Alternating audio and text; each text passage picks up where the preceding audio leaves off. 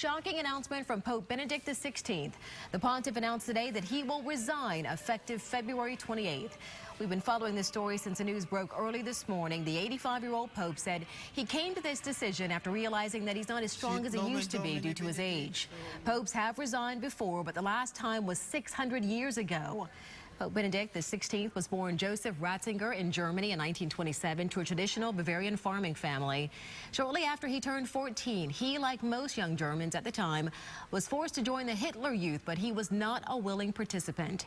He was elected Pope in 2005.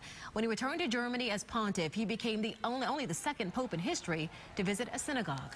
Some of the other popes, other notable actions, I should say, included becoming the first Pope to visit the White House in nearly 30 years. He met with President George W. Bush there in 2006. In an historic move back in 2008, Pope Benedict also offered a full apology for child sex abuse by predatory priests, saying he was deeply sorry and calling for those guilty of the evil to be punished. Laura Harris has been working to get reaction on this major announcement since the news broke. She joins us now live with more. Good afternoon, Laura. Well, Dan, we just got out of a press conference here at the Diocese of St. Petersburg that was held by Bishop Robert Lynch. He says, you know, the bottom line he thinks is that 85-year-old Pope Benedict XVI just knew that he could not take on this arduous task any longer. In fact, he was giving the church a 2 weeks notice, hoping that that was ample time to find a suitable replacement. Unbelievable. Totally unbelievable. Pat Benjamin's reaction was in line with most as the news spread of Pope Benedict XVI's resignation this morning. And I just thought, oh, I hope he's okay.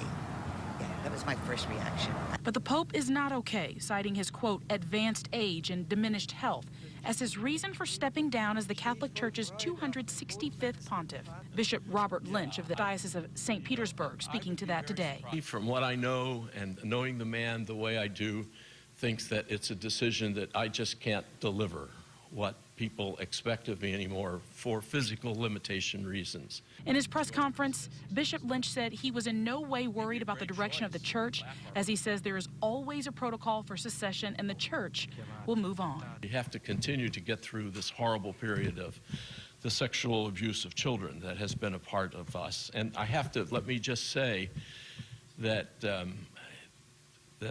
Pope Benedict, as Pope and as Joseph Ratzinger, I think did an awful lot to help us there. And the bishop says despite the early critics a decade ago when Pope Benedict XVI took the reins from the late Pope John Paul II, he believes His Holiness did his job. Overall, I think every Catholic should be proud to have had him. I am. And, you know, Bishop Lynch also told us that he's thinking that Catholic conclave will be meeting no later than the second week in March. Hopefully they will be able to find a replacement by Easter. He says he does not expect Pope Benedict XVI to have anything to do with that decision. Live in St. Petersburg, Laura Harris, ABC Action News. And as Laura just mentioned, we have confirmed that the conclave of cardinals that will choose the next pope is expected to convene in mid-March. Analysts have already started predicting a turbulent debate between reformers and conservatives inside the church. And whether or not Pope Benedict XVI will be involved is still unclear at this time. For the latest on the Pope's unprecedented announcement, be sure and stay with ABC Action News both on air and online at abcactionnews.com.